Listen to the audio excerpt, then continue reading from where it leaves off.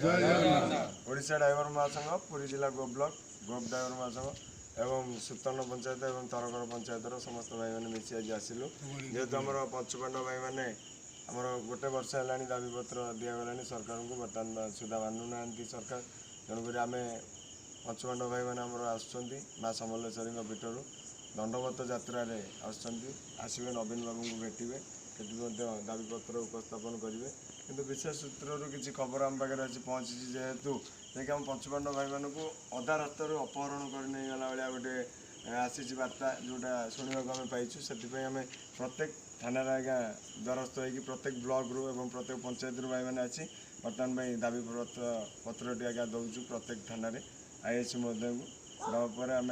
जदि आगामी दिन में किसी असुविधा हुए आम पंचपांड भाई मानकर निहित भाव में आम स्टेरिंग छाड़ आंदोलन करूँ और शांतिपूर्ण भाव में करूँ यही बार्ता लिखित हिसाब से दौचु आमर सभापति अच्छा